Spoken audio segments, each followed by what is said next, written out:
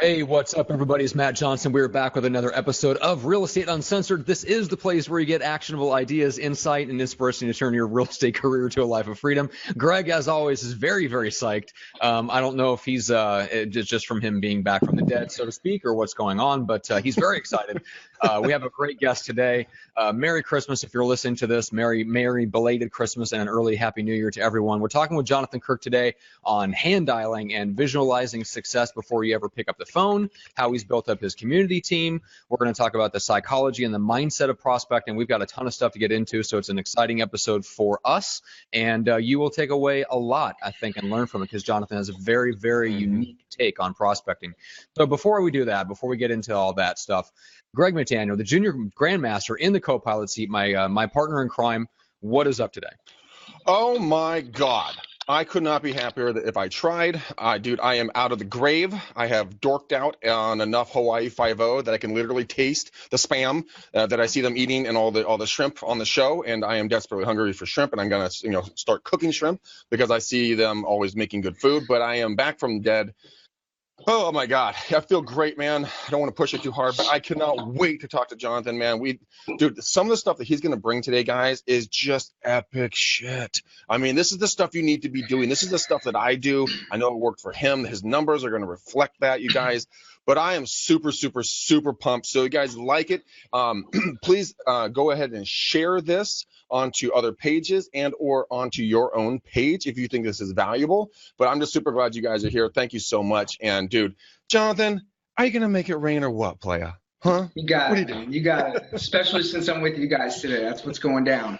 Oh, dude, it's going to be so much fun. Matt and I were talking about some stuff that you've been doing, and I know Matt's going to get into it, but I'm going to jump the gun, and I can't wait to hear about your visualization. You know, Arnold Palmer and a lot of the great sports people, Michael Jordan, all do exactly what you do prior to a game, to a shot, to a putt, to anything else. You do it prior to making calls, and I want to get into that kind of stuff as we go through this, because I'm going to tell you what I've been doing and the dramatic changes that have been in my life, and it just bam, instantaneously took place. So, dude, welcome. Thank you both for having me on. It's an honor and a pleasure to be here with both of you. I'm big fans. Hey, dude, I'm a freaking fan of all the shit you've been doing. I've been checking you out, man. Yeah. Don't you think I don't know what's my guess? Mm-hmm. Oh, come on, man. You know who I am? Come on, man. I feel special now. All right. Just calm down on the Love Fest a little bit here. All right. So John, give us a quick 60-second bio on who you are, where you are, and what you do. All right, guys. So my name is Jonathan Kirk. I've been a real estate agent for a little over 4.5, almost 5 years now in the Baltimore metropolitan area. I started as a buyer's agent on a big mega team for my first year, and then branched off, started working with investors, and felt the pain of not having business come in. And I was forced 3 years ago to start prospecting. The rest is history. I kind of poured my heart and soul into that, perfected my craft, went to seminars, paid coaches, trainings, following guys like you as much as I can. And, it's kind of taken me to the level where I'm at today, where I specialize in, basically prospecting, listing, closing, and selling expired listings. I was by myself last year. Now I have a 3-piece to my team. I have a full-time administrative assistant who does the listing coordination and the transaction coordination. He's licensed as well, so he helps negotiate transactions, as well as a listing partner who goes on listing appointments with me. Once we sign the listing contract, she will then, take over, communication and that relationship with that seller. So my one thing is just to lead generate, lead follow up, negotiate contracts, script and role play, and just do what the job description says. That is awesome. And how long did it take you to really kind of start stepping out of all the different roles and being like a jack of all trades? When did you start becoming a highly, specific in your roles on your team? Was it overnight, instantaneously? Did your mentor recommend it to you? Did your coach tell you? Did you just pick it up off of a seminar or a book? I mean, how did that transformation take hold of? So yeah, my excuse me. So yeah, my coach has been instrumental. His name is Andrew Scher. He's definitely probably watching, hopefully. But he has been working with me since February of this year, 2016. And when he got his hands on me, I was a train wreck, an absolute mess. He didn't even really go into my business at first. We were really working more so on my home life and my marriage, more so than my business. So it just goes to show how a balance in all aspects of life will really lead to, an abundance in your business life.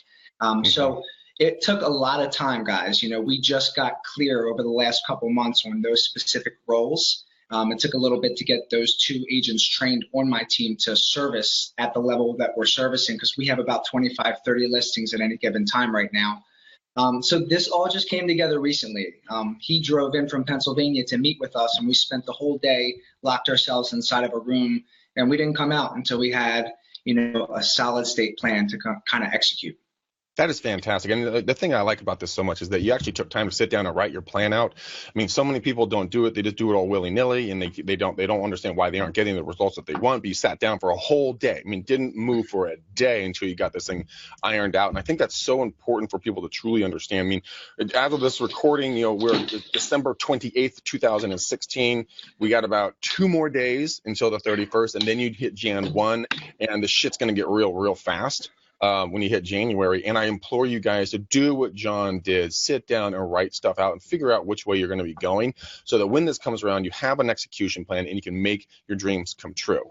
Now, okay, I'm going to make a bet with you, John. Now, did you do that your first year, or did you kind of do it half-ass willy-nilly? No, I didn't do it my first, second, or third year. I business planned my 4th year, and this being my 5th year is the 2nd year that we business planned. Okay. And what were your results? How do they differ from when you were sitting down and doing a plan before not doing the plan? I mean, how dramatic was that shift?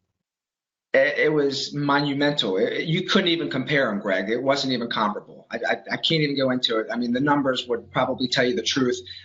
Previous to this, I got lucky my 3rd year in real estate because I was, surviving off of a good market. I had good investors that, were basically bringing me listings. But it wasn't until, I found out I was going to be a father for the first time that, I was forced to look at my finances and my business.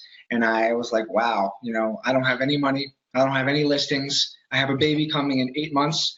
I guess I better learn how to prospect. So that was the pain that I felt in late 2014 that prompted me to start, searching for the scripts, the dialogues, the listing presentations. And then as coaching came in later on and my business grew, and without systems, my business faltered. I was pushing the cart so hard, the wheels fell off. So I think I might have called my coach crying after I got fired by a couple sellers. And I said, look, I need help with systems. And that's when we got into that aspect. And that was about 5 months ago. And that helped me a little bit because I'm still perfecting it today.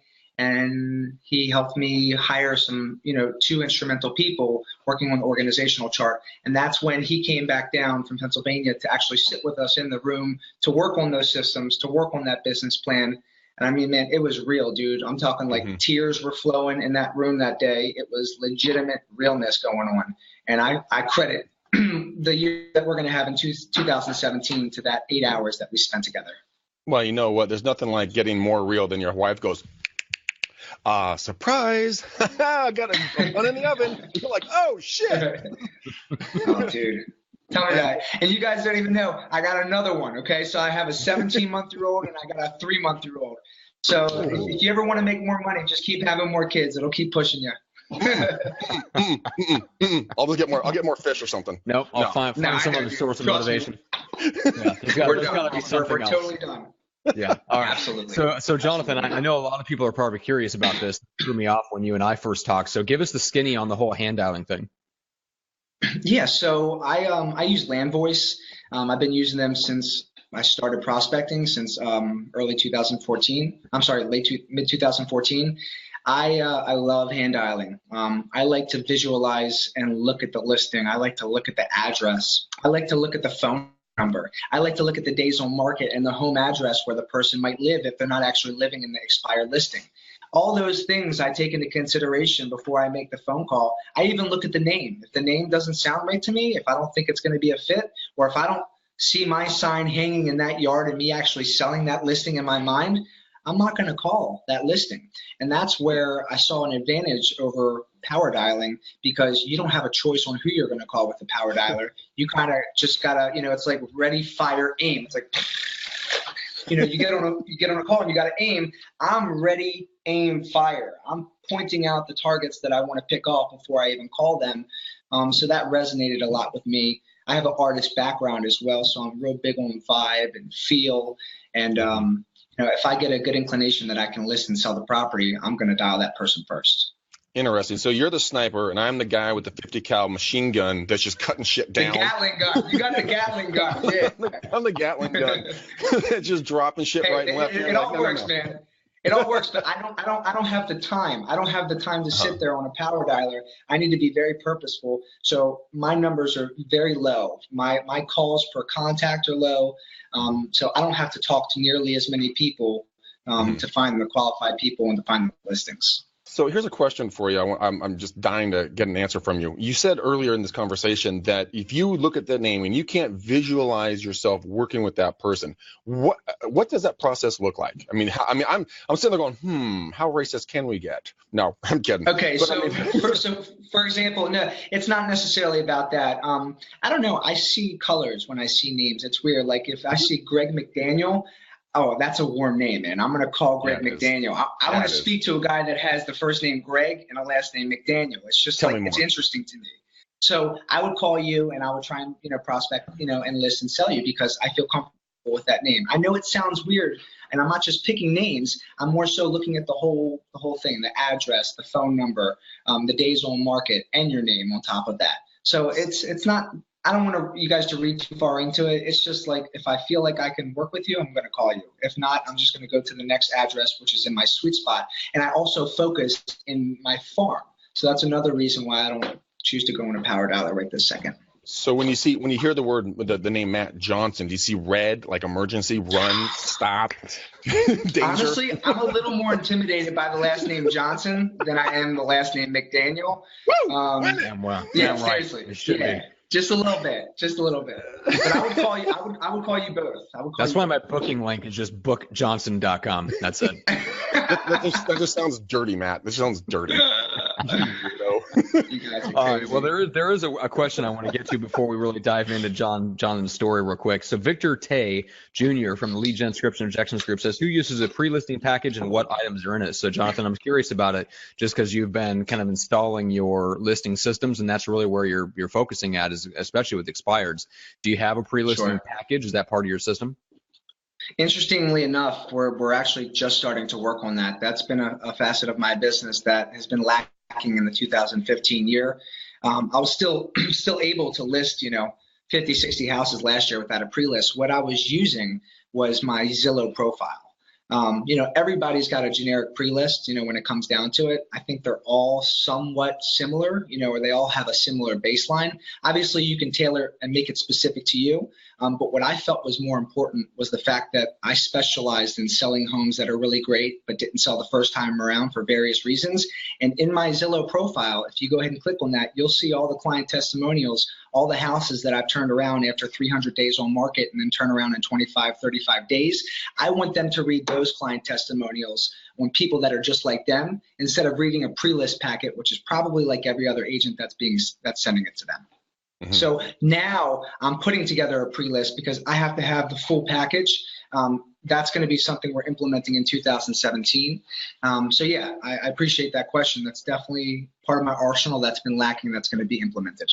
What do you think is going to be the most impactful part of your pre-listing package that you send out? I mean, are you at liberty to talk about that a little bit? I mean, something, maybe a little secret sauce or something that you put on there is a little bit of a tweak or something that's different. I mean, do you do like the Dan Kennedy thing and print out all your testimonials in large print, and give it to them? No, it's really my team. It's my culture of my team. It's the specifications that we all come with when we go to our job. My brother, my brother is my admin operations manager. He has his specific job. Michelle, my listing partner, she has her specific job, and then I have my specific role. It's almost like you get 3 realtors for the price of 1. We're putting together a pre-list that's really unlike anything else that we've ever seen, and it's really more based around the people that they're going to be working with, the 3 people that they're going to be talking to throughout the entire course of the transaction, and kind of taking them through the process step by step of what it looks like. Also, there's going to be testimonials in there, but more so it's meet the team, meet the people that you're going to be working with. Here are all the properties in your area that we just sold that are similar to you. And, we also are going to leave a listing agreement in there as well. I do something very similar to you, John. I take my book, which I can't find within reaching distance, but I do have my pamphlet here that I 3-leaf. But I introduce everybody to the team, and I immediately point out my father, my business partner, myself. I make fun of myself, but I also point out Eileen Landon. And I start talking to them, who's our team manager, and I start using verbiage such as, "Whoops, just hit the microphone. That was not meant to happen."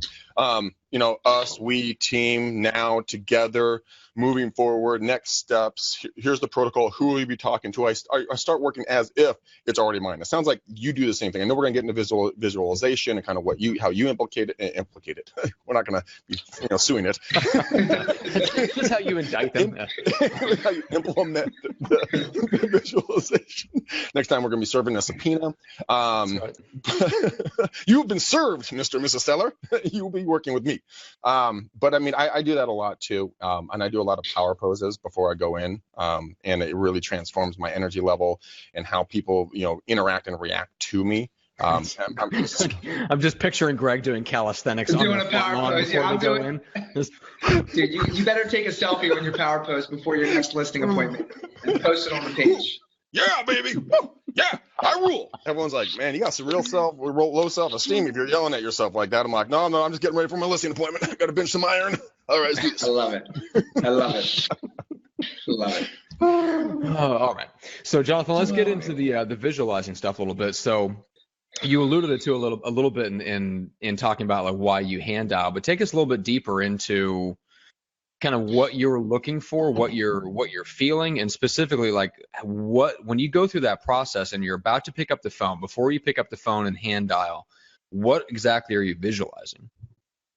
Okay, so, through empathetic techniques, or if I did a meditation the night before, I always try to, tell myself that, my purpose is to be able to connect with my prospects at a subconscious level, always being genuine to their needs and their wants, making sure that I'm always saying the right thing at the right time, and only setting the appointment if it's going to be advantageous for both parties to move forward. That's like a little affirmation almost that I say to myself, making sure I say the right thing at the right time, and only setting the appointment if it's going to be advantageous for both parties to move forward. Mm-hmm. So I say that to myself actually when I do my meditation. I don't do any empathetic techniques before I quite make the call, because I'm such a spatial visualizing person. I can just kind of see it in my head.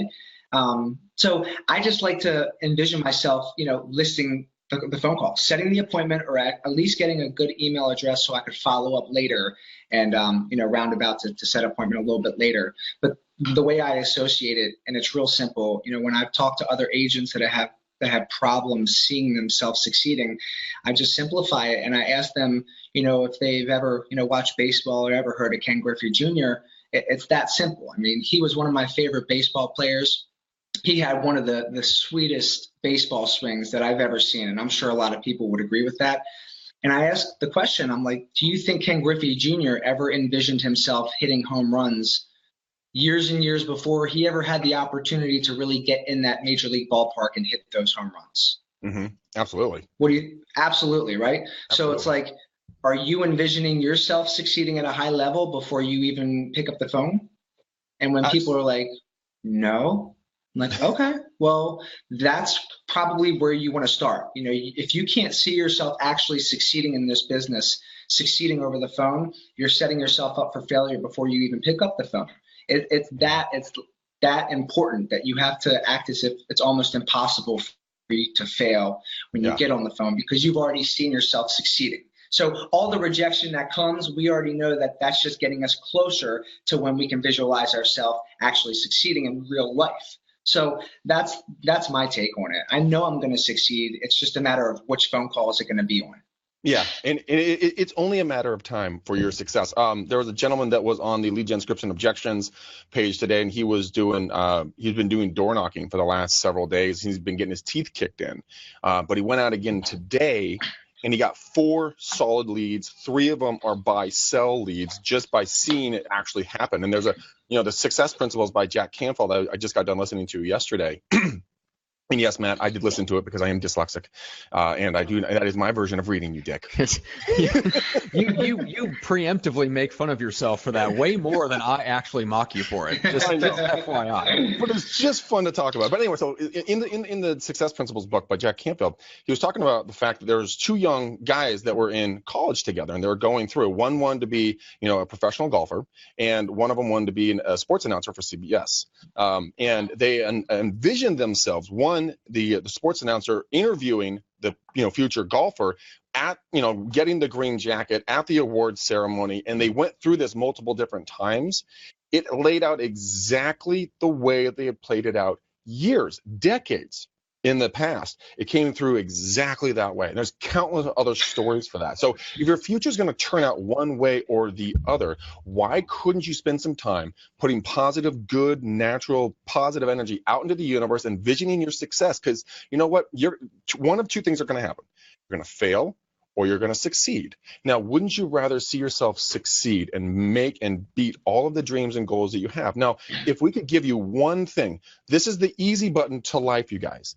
If you were to write down your goals in the present tense and review them on a daily basis or even multiple times a day and envision them happening today, you have a 95% chance of that coming true.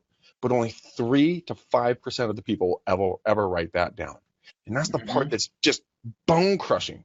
I mean, I've changed my mind on several things lately, and instantly they shifted in my life. I mean, instantaneously they shifted.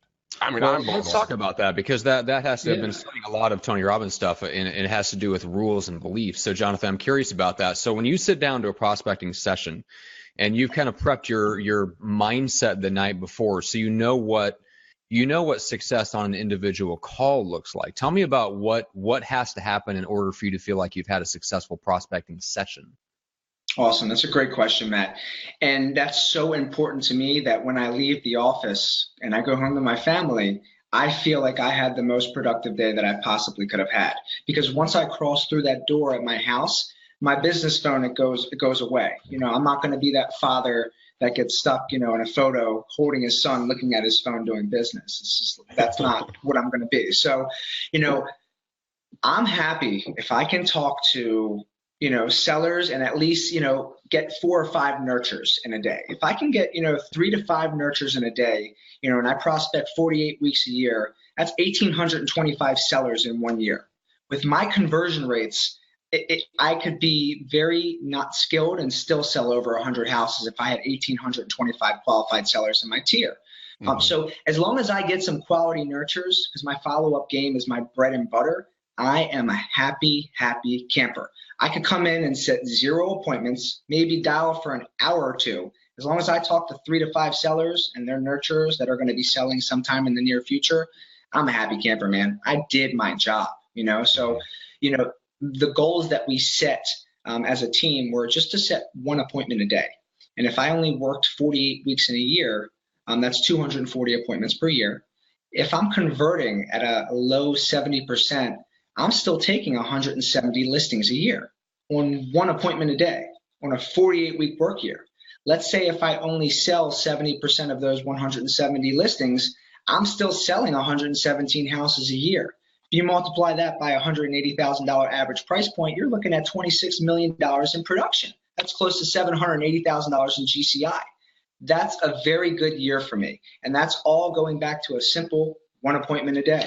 So if I don't get that 1 appointment a day, I'm not going to be upset, because I know that 80% of my business is going to come from my follow-up anyway, and only 20% will be derived from my immediate lead generation. So the nurtures is really what I go after, more so than harping on appointments. Of course, I love appointments. I go for appointments first, but I would be upset if I got no nurtures and 1 appointment instead of 5 nurtures and no appointment. That's just the way I am. I think that's one of the most powerful things. A lot of people go out and they do prospect and they want now business. I need someone to buy or sell today or tomorrow. But in reality, the people you talk to today are the people you do business with tomorrow. So your nurtures are almost more valuable than the now business, because if you can accumulate 5 nurtures, that means your future is going to be stock full of now business. And I think a lot of people, they need to shift that mindset. I mean, Mike Ferry back in the day said, if you aren't going to be buying or selling in like 3 months, they're a dead lead. That's completely wrong. I mean, that's completely wrong. It is, and the reason why is because if I'm talking to somebody on the phone and they don't want to sell right then and there, I get a better chance to build a bigger, more quality relationship with that person. If that person just lets me set that appointment right then and there, how many other agents do you think they're letting come over and look at the house right then and there? I want somebody that's going to make me work for it. Make me earn it. You know, when you're dating a girl in high school, you don't want her to just, I mean, if you want to marry a girl, you don't want her to be just easy like that. You want her to actually make you work for it. So I'm real big on the courting aspect of this business. I like to build that relationship. After we hang up the phone and I agree that we're going to follow up, I get their email. I'll drop them a nice little handwritten note card and just say, hey, Greg, it was real nice talking to you about your home. I wish you the best of luck with the knee surgery and the replacement, and I hope you have a happy, healthy New Year. Look forward to talking to you soon about your house. Boom, drop that in the mail, has my card in it, and then I'll follow up in like a week or so, and I'll say, hey, Greg, just wanted to check up, just make sure you had a good, happy New Year, and hey, by the way, did you get the card that I sent you in the mail? It's a conversation piece. It's a reason for me to follow up again instead of following up and saying, hey, are you ready to list your house? Or, hey, something else like that, you know? So you still taking Vicodin for the knee surgery, you old bastard? Hey, if you need an unauthorized refill, don't worry. I got your hookup.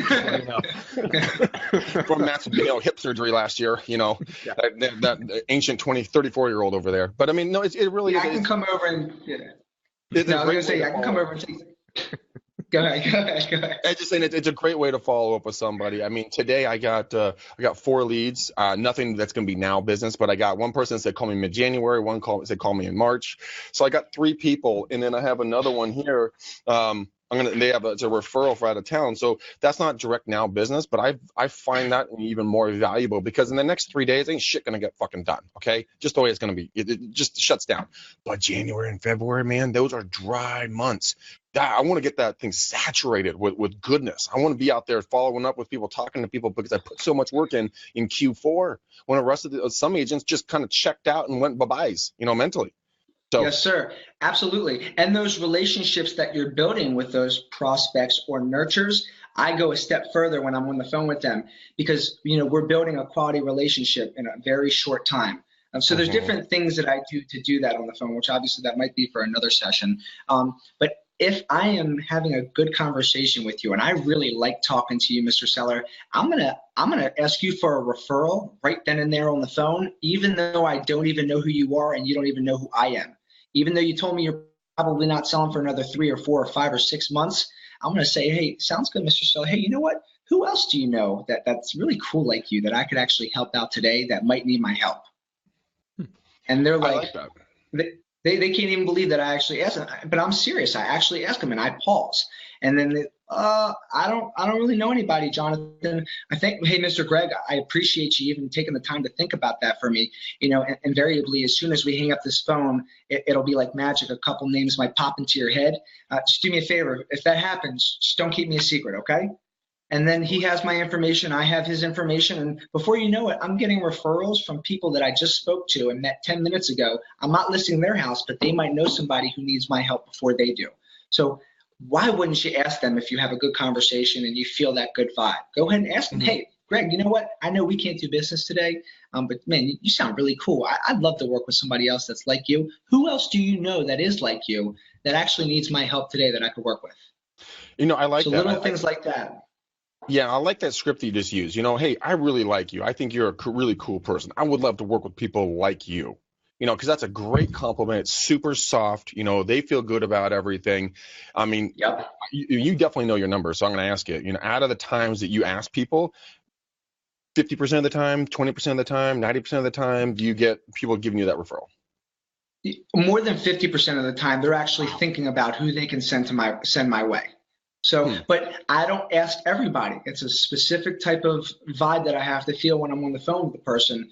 I have to actually like them and want to do business with them for them to, think of who else is like them that I'd want to do business with. Because I genuinely want to do business with nice people, and I let them know on the phone that I'm super selective about the folks that I choose to work with. So I promise them right up front. I say, hey, Mr. Seller, I promise you, I am not going to pursue you as a seller unless I'm absolutely comfortable and confident I can actually get you the number that you're looking for. I know that you're not looking to sell right now. And, I really think you're a nice guy. I'm curious, who else do you know that is cool like you that I could actually work with that might need my help today? I Power like that. calls. It's really good. I like the I like phrasing. that. I like that shift and changing. A guy named Simon Sinek.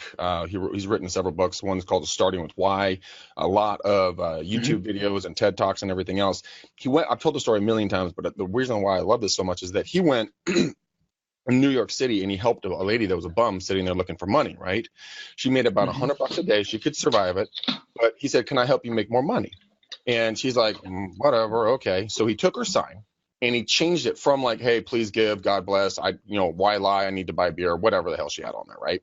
He changed it to, "I know you don't give every day, but next time you do, please remember me." She made $100 in an hour and left. So I changed it for real estate. "I know you don't buy and sell every day, but next time you do, please remember me." And I put it at the end of all my different calls or different, how I phrase that out a little bit. Dude, it is. I've gotten a couple of dickheads that say no, they don't want to keep me in mind. I'm like, okay, have a good one. Bye-bye. I just wrote that down. I like that a lot, Greg. I like that. Try it. It's amazing because they can't really be a jerk. And you know what? If they say no, I can't, I have another real estate agent. Awesome. You just vetted them. They're out of your way. You can keep going without having to worry about, talking to someone and they're like, "Oh, my aunt's a real estate agent." You're like, that would have been great 6 months ago. But you got that right up front, right? And so, yeah, try that, man. I'd love to see how that converts for you. Yeah, absolutely. I'll let you know. Okay. I'll probably have to contact you back and get specific on that script. Yes, sir, Mr. Matt. Going back to the mindset and how you make the call and kind of the vibe, right? So there was something that you mentioned when you and I were talking offline when we first met, which was, people making decisions based on logic or intuition. Is that, are you feeling someone out by the phrasing that they use and the vibe that you get from them on which side they lean and then trying to like mirror and match them a little bit? Yes, absolutely. I'm always looking to kind of mirror and match, but I'm always going to be, I like to use like a little bit of sexual transmutation. I think, he calls it Napoleon Hill from Think and Grow Rich. I'm serious. People work so much in their head voice, and the head voice is kind of annoying. So when I like soften it up, and I'm talking more from the chest and I'm saying, yeah, I got you. I totally understand that. It's endearing to them and it compels them to come forward instead of repelling them to go farther away. So I can tell through doing that who the right candidate is that I want to talk to, because once I warm up and I open up to them, if they're the right person, they're going to come to me. If they're the wrong person, they're going to push further away from me. And I know it's not the right person to kind of, engage on. Does that make sense? It does, and you're like the opposite of almost every single real estate agent. I love where you're coming from on this because you're not a real estate hoe. You're not out there gonna, go dating with everybody or anybody that comes along. You're very selective. You're like the prom queen. You're only gonna date the nice kids. Absolutely. Absolutely. I'm getting the head shake like, oh Lord, McDaniel. But I think it's important because you only have your time and you have your knowledge. And so if you have time, be selective of who you hang out with, because like it says in a personal life and a professional life, you're going to be the sum total of the 5 people you hang out with the most. So wouldn't that be correct on the clients that you service, right? You're going to be around and attract the people that you want to work with, because you work with the dick of a client, but you ask them for a referral, they're probably going to refer a dick, and you don't want to get too many dickheads in your life. How many more times? Yeah, and Matt, going back to like logic versus emotion, when I'm on the phone with them and I feel like, they might not be, receptive to me, I'm going to kick into my intuition, and I'm going to use my intuition. I'm going to say, look, if I'm losing them and they're not being super respectful, I'm going to kick it into high gear. And I'm going to say, look, Mr. Seller, there's really only 3 things that are going to directly affect whether or not your house sells. The first is the price, which neither of us make. The second is the way the house shows, which is your control. And the third thing, and perhaps the only thing that you should be concerned about when you hire your next real estate agent, is the way that it's marketed. So that's our control. So I will educate them fiercely but warm in my voice, in my tone, in my timbre. It's very calming and soothing. And subconsciously, that releases, I know this is getting scientific, but it kind of releases serotonin, which is almost a feeling of them being accepted. So they feel some kind of pride because they know that I'm respecting them. And as I endear a little bit more to them, they start to create new neural pathways and create a bond with me, which if we were in person, we know oxytocin would be released, but that's what it's leading up to. And I'm playing off of those chemicals that are released in the brain. I'm using as much power as I can to get them to come closer to me over the phone and give me an opportunity to set an appointment, or at least send them an email with my agent profile so they can do their due diligence on me. And then they'll see that I'm actually a specialist in this area who specializes in selling homes that are really great, but didn't sell the first time around for various reasons. So intuition is everything on these phone calls, because if I was operating just on logic, I would just go and ask the next question after they give me an objection, and I go to the next question and go to the next question on the script, because that's logic, is to follow the script. So, I like to remove the logic and really just, put myself into an artist's perspective and really operate more so off of intuition and feel.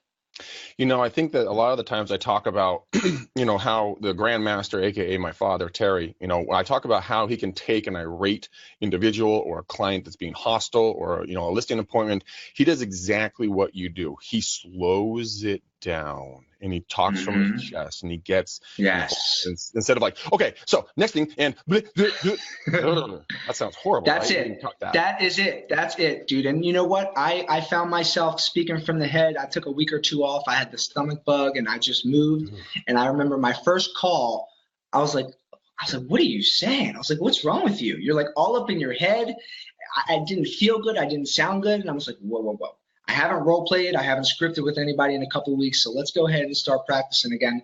And let's remember what works for me. There's some things that might work for me that might not work for the other person. So you have to figure that out through trial and error. But it definitely doesn't hurt to at least try it, and like if you're having a heart-to-heart with somebody, man, we're talking about the biggest investment of your life. I need to calm you down because I need to be unmistakable on that phone. They need to know that I'm absolutely different from the 50 other people that they've been speaking to. And by lowering your tone, speaking from your chest, and having that warmth and compassion and using your intuition, they're going to feel that connection with you. And they're going to tell that they're speaking to somebody that's on a whole nother level. Yeah, when I do my calls, I'm pretty hyper. If you guys have ever watched my circle prospecting calls, I'm all over the damn place. I'm like a retard kid with crack, But once I get that person, I slow it down, and I want to get into what their true needs are, because once you slow it down and like pump the brakes, because you're treading on very thin ice here. I mean, one, you need to figure out if you're going to be the right person for them, and if they're the right person for you, and what value you can bring to them. Just like what you do, man. That is the magic of prospecting. 7% of the times it's going to be the words coming out of your mouth. 36% is going to be your tonality. If I can make you feel soft and comfortable and safe by how I talk to you, it's like how a father will yell at a son, or how a mom will woo a child by calming them down with her voice and a soft touch. You need to be that motherly kind of attitude and woo them in, make them feel soft and comfortable and safe around you. Because like you said, a lot of the times in real estate or large financial decisions, people get freaked out because there's a lot of big mistakes and not mistakes, a lot of big decisions that are going to be taking place. Well, Freudian slip. Hey, Johnson. No, you're right. You're absolutely right.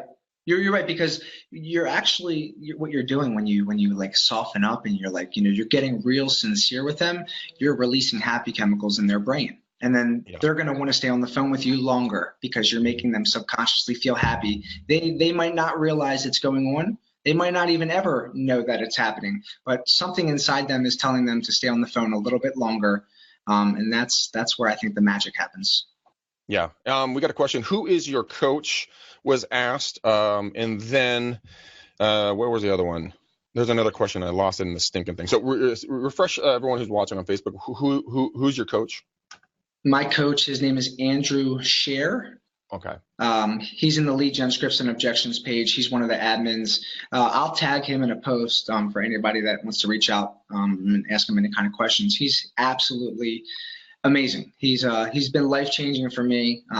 since I've been working with him. We're doing some deep work right now, focusing on systems, mindset, gearing up for 2017. And, I'm just very grateful and very blessed to have him in my life, and the circle of influence from the friends that I have in my life right now, the support group that I'm building all across the country. It's very important to have cheerleaders in your corner. Okay. Mm-hmm. Because, as humans, we always seek validation, and, you're going to go looking for it from everybody else if you don't have, your set couple cheerleaders that are in your corner to pick your ass up when you're down, and to check you when you're out of line. That's mm-hmm. very important to me, because, it's dangerous for me to be up in my own head. Ooh, it's like a war zone. You're in Afghanistan up there, man. It's nasty shit. Got IEDs and rocket grenades and the whole thing up there. Woo. Shit gets nuts. So dangerous place to be. Oh, dangerous. I mean, it's like, never mind, I'm going to get a good analogy. But Mila, thank you very much for your kind compliments. And she's saying to you, John, saying you project lots of positivity. Looks like you have a great wife or girlfriend. No, he does have a wife. And two beautiful little babies. And then what is considered a good nurture? That was another question we got asked. What's a good nurture in your book? Anybody that wants to sell within the next 30 days to a year. 30 days to a year. Okay. Now, what if it's 18 months to 24 months? Would you still consider that a nurture? Or are you going to put a long-term trip, or are you just going to be like, look, I'll get back with you another time? It's kind of case by case for that. My cutoff is really a year. If I have a good, conversation with them on the phone, and I really feel like they're sincere and they're actually going to sell in a little bit more than a year, I'll add them in as a contact in my follow-up boss, and I'll set a task or a reminder to follow up in 8 months, just to check in to make sure that they remember me, and then within another 4 months, and then within another 4 months. So I'm not going to wait 18 months to call in between calls. I'm probably going to touch them several times in that 18-month period, maybe to entice them to sell quicker, just to check in, make sure they don't forget about me, and ask if there's anybody else that they know that's really awesome like them that might need my help. So, whenever you call to check in, that's not to call and check in to list them. And it's really to call and check in and ask them for a referral. And by asking folks for a referral, what I found is that makes them want to work with you more. And I'm like, we decided, let's say, Greg, you decided we're not going to sell for another year, and I call you in 5 months. Hey, Greg, what's up, man? Just wanted to check in. I know that you told me you're not going to sell for another year, but man, we had such a good conversation last time we spoke. You told me that story about last time you were in Colorado. I am really looking to build my business in 2017 to be referral based with more people that are really cool like you, man. So I'm just curious, dude, who else do you know that's like you that you think that I'd really enjoy working with that might need my help today? Mm-hmm. I love how the tiny shift that you put in there. It's like, who other people, cool people like you? That's such a warm and fuzzy. I already like you, man. I want to give you referrals because I'm cool. I'm the cool kid club. Yeah. At least I tell myself absolutely. That. Matt tries to get me on every day, but it's okay. I fight back. Oh, whatever. God, man, alive. Oh my God! It's so powerful. You should be asking your active clients, your pending clients, your past clients. You should be asking them all that question, and that's one of the big gold nuggets that I got from my coach. I actually remember that coaching call day when I called him and I said, because look, man, I could ask for business from strangers easier than I could ask for business from people that I actually knew, loved, and trusted. Mm-hmm. So I talked to my coach and I was like, hey, dude. I was like, I have a problem with asking for business for people that already know, love, and trust me. So, how do I do that? He's like, oh, simple. You just say this, this, this, and this, and this. I said, hold on 1 second. And I grabbed my pen and I said, start over. And I literally took the whole half-hour coaching session and I transcribed what he said, burnt it into my brain, rehearsed it like a song. So now when I say it, it comes out effective every single time. All right, so I'm a past client. You love me. You trust me. What dazzle me with this badass script. Let's see what you got, homie. Greg, what's up, man? John Kirk here. How are you? Dude, Playboy, what's up, man? Long time no talk, man. How's the wife? How the kiddos? I know, bro. We're all doing good. Come on, man. You don't invite me over to the house anymore. You don't call. You don't write. What's going on, man? How's the house? I'm just a dick. I'm sorry. No, life has been crazy. Business is wonderful. My wife is more beautiful than ever. And we're actually pregnant with twins, so I've been a little bit busy. But, life is great, bud. I see that, man, and I see you're busy in work, so I'm not going to keep you too long, man. I really was just driving by the house, and I was just like, man, I miss Greg, so I'm going to call Greg and just see what's up, just to check in with you and just kind of see if there's anything that I can do to help you with your business this year. Anything that I can do to help you at all? Got it. Well, hey, a couple more clients wouldn't hurt, you know. Hey, we do good business, but I'd love more business. Sure, man. Well, I'm working on that for you, and I know how to send them your way. Meanwhile, you and I, we had an amazing experience. You're one of my, gem clients and really good friends.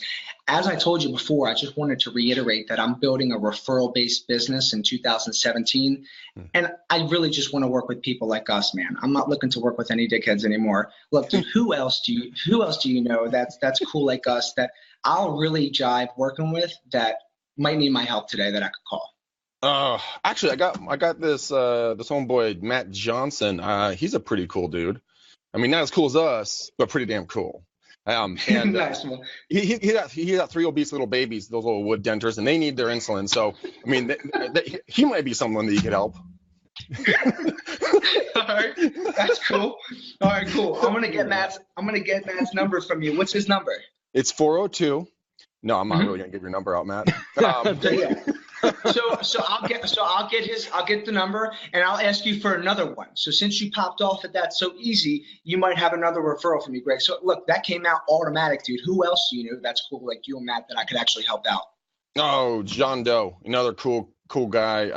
He made a passing comment about either refine or selling or something like that, but who knows? He might be another good resource for you. Man, are you sure you don't want to come work with me this year, dude? Because you're going to be a big pillar of my business. No, but I'll take a 50% referral fee. Right. So, No, and then I'll ask you for another one. And then once you say, I don't know, dude, I'm going to thank you for taking the time to think about that for me. So Greg, thank you for even taking the time to think about that for me, my brother. You know, I love and appreciate you, man. Hey, dude, invariably, it's like magic, bro. As soon as we hang up this phone and you go to the market, a couple names might pop into your head. Just do me a favor, okay? If it happens, promise me you won't keep me a secret. All right, bro? Hey, man, it would be my pleasure to help you grow your business. And in return, just so I can keep my eyes and ears open for you, what does your perfect client look like? I know I keep a couple of people in mind at all times, but do you want more buyers or do you want more sellers? Ready, willing, and able buyers, sellers, and investors that are looking to buy, sell, or invest in the state of Maryland. Okay, I'll look for everybody in Florida for you. No problem. No, but I love that script, man. Okay, so the reason why I like that so much, and this is where a lot of people would stop at one referral. The book, I know I talk about it all the time, but the book Go for No, there's a great part in there talking about when he's talking about he's a suit salesman, and this first client comes in, and this guy buys a new suit, new jacket, new shoes, new socks, new belt, new everything, right? And the guy spends about $1,100, and the salesperson stops at $1,100 because mentally for him, that's more than he'd ever spend in one time. But just like that buyer of that suit, your buyers and sellers, the people that know, like, and trust you, if you have to go until they say no. Until they say, hey, I don't know anyone. Well, what if they could keep listing off a huge list of people that might want to buy or sell with you, but you stopped yourself because you thought, oh, I got a lead, I got a referral, I can stop here. They probably don't know anyone else, and I don't want to be a rude dick and keep pushing. But what if they knew 20? What if they knew 5 and you just got 1? I mean, you hurt yourself. Yeah, and I remember the sales manager, I think Richard Fenton wrote that book, and the sales manager, after the guy left the store, he walked up to him, he says, how did you know he was done? Yes. Yep. How'd you know he's done? When did the customer say no? Yeah. Yeah, and what did he say, Greg? He said, because that's where I would have stopped, right? Yeah, that's where he would have stopped. And the manager goes, what did he say no to? And the guy's like, nothing. He's like, there's your point. You stopped yourself. There's your point, dude. Absolutely. So you always go for no. And for anybody listening to this right now, that audio book is only an hour and a half long. It's probably one of the easiest audio books to tear through, and it'll change your world when it comes to prospecting. I think, can we just go a little bit further on go for no? Because my coach and I, we had a conversation about this also. He would give me shit because I would come into the office, call for 30, 45 minutes, set an appointment or two, and I'd be like, see you later. And he would be like, no, you're going to start going for no. You got to get 5 no's before you stop prospecting. And I'm the kind of guy where I don't like to get no's. So I'm going to do everything I can to get yeses. It was very, very painful to get 5 no's before. I'm talking real no's, like, no, I don't want to work with you. No, I don't want to sell type situation. So that will definitely increase your sales, because if you come in, you set 1 or 2 appointments and then you leave, you still got to get 5 more no's. How many more appointments do you think you're going to set in the interim of collecting those 5 more no's? So that's what really changed my mindset. That's exactly what changed my mindset, and I instantly became okay with getting told no. I actually, if I got to go fuck yourself, I'm like, whoo, ha, high five. I love that. Right. Yeah. Man, I haven't got one of those in a while. I'm looking for a go fuck yourself in 2017, because I stop and I giggle. I'm like, yeah. John, call me on a weekend. Yes. Yeah, give me a call anytime. If you want to go fuck yourself, I'll give you my cell phone anytime. Go fuck yourself. That's right. Anytime you can inflate those numbers, you just let me know, buddy. I love it, dude. And I love it. Anybody who hasn't read that book, guys, I mean, you obviously hear how much, Go for No has changed both me and John's numbers. Matt just started reading it, and he actually admitted to me that I referred a good book. I know it hurt his ego, but he loved the book. He's like, okay, I totally get what you're talking about. I'm like, yeah, I read it in one sitting. Yeah, you can. It's very, very easy read, guys. And you're going to think the salesperson is a complete douche until about chapter 10, but then it just really takes off. I wanted to throat punch him in the first couple of chapters. I'm like, this guy is driving me nuts. But then you really get into it, and read the last chapter. That is one of the most impactful chapters. And when they're at Pebble Beach after their golf game, that's when the meat of the book, where I take copious notes from that point on. But the very end, the very, very end, is where it all comes full circle. And that's comes full circle. When you saw you guys know what I'm talking about. When we saw the photo, that's where I'm like, bing! Oh my God. Yeah. I love that book. Dude. Books in general have probably been a monumental contributor to my success this last year. I probably have purchased over 60, 75 books in the last year. And up until maybe 2 years ago, I didn't even read one book. I don't think I ever finished a book in high school, because they forced it down my throat. You know what I mean? So it was pretty wild how I've been taken to this kind of wisdom, and it's able to get implemented almost immediately into my business, transcending my whole entire world. So I'm very, very grateful for that. So here, guys, I just put into the link in the chat for this on Facebook. It's Derek Sivers, and they're basically like clip notes of like 200 or 300 books that he's read and done and taken really good notes on. So if you don't have the time to read a full book, dude, read one of these cliff notes a day or every 2 days. You will tear through some massive quality of information that you can implement, like John has done, into your business today and make a massive change in your business. So this was introduced to me, and I just hit the roof. I was so pumped. Now I can actually go read a lot of these books and really get better at my craft and a lot of other things. Become overall just a lot smarter. But and the concept behind what Derek Sivers has done is amazing, which is to turn every book that you read into directives, specific statements of do this, don't do that, instead of just, hey, yeah, there was a really good, and I took kind of this and this and that away. No, just like narrow it down. Here are the things that you took away. Here are the directives that you took from that book. I mean, that concept is really powerful too. Yeah, it really is something we can do with our own stuff. Yeah, and I was going to say, you can do the same thing from your listing appointments, guys, or how you do showings. Take away and write down takeaways from those experiences. Ask the clients after that experience, and understand where you're strong and where you're weak, and how to become better in those different circumstances, so that you can become more effective in your conversion rates or anything else. Just be a student of yourself, student of the industry, a student of knowledge in your life and your business. So go vertical on you in a very short amount of time. I mean, I was like you, John. I mean, I'm dyslexic because I always make fun of myself. I'm also ADHD, so I'm all over the place and spastic, but that's okay. And I started reading and listening, and everywhere I go, if I got these things in, don't talk to me. I'm not listening to music. I'm either listening to a podcast, listening to a book, or on a phone call. And absolutely. I mean, if you guys say, well, I don't have any time to listen or read, guys, you have a commute, most of you. No. I mean, listen for 25 minutes. On average, your commute is 25 minutes to and 25 minutes from your work. That's roughly an hour of listening you get every day. If you pick a subject matter and you listen to every book you can possibly get your hands on that subject matter in 1 year, well, in less than 1 year, because we drive around, we're real estate agents, we're always in the car, you'll have the equivalent of a PhD in that subject matter. So in 5 years, you can have 5 PhDs. How fucking cool is that? I mean, you're Yes. smarter than your competition way long time ago. Just give them, hey, shit, most of the time just give them 6 months and you'll beat up your competition on intelligence if you do that. You can't afford not to have time to read. If you don't have time to read, you don't have time to succeed. It's that simple. Ooh, did you make that up? That's a nice little sing-song right there. There's a little ring to it. I like that. If you don't have time to read, you don't have time to succeed. Ooh, G.I. Joe, American hero. Okay, never mind. All right, Matt, let's take this on. That was probably the ending tagline to Reading Rainbow. We all just forgot about it or something. Oh, God. Oh, Lord. But in the end, guys, seriously, it's all not that. It shouldn't be that serious. This prospecting, this business, it is what it is. And when it gets too serious and when it gets too stressful, I mean, dude, I will just straight up unplug. I will just pull the plug, and I'm gonna chill at home with my family. I'm gonna get fulfilled. I'm gonna get regenerated, revived for my kids and my wife. That's what gives me the energy, and the drive to go do this at a high level. I mean, if it was just mundane day after day, 3 hours a day, and I was experiencing, negativity and no success, I probably wouldn't be in this business. So when those days do happen, because look, we do have off days, which piss me off still. Sometimes I'll pull the plug and I'll just go get a massage or some shit like that. Like I cannot afford to allow my body or my mind, my physiology to be stressed or conflicted, because when I walk home, that's where the real superstar has to perform. The daddy is on, okay? The daddy's on that.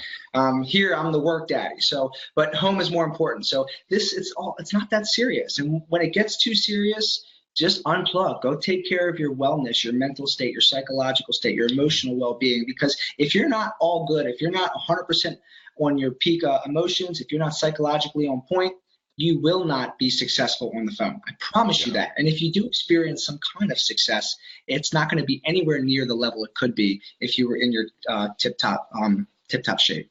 Yeah, and that's something that is incredibly powerful. I mean, you guys see me on the lead gen, or if you guys go follow me right now, if you aren't already following me on Facebook, you'll see how I just got up an hour and a half, hour and 45 minutes of doing live calls. Dude, I got live music going. I'm chatting. I'm laughing. I'm joking. I'm picking on when they're not on the phone, the people I just talked to, if they're rude to me. I'm having fun with it. I'm laughing about stuff. I'm making jokes.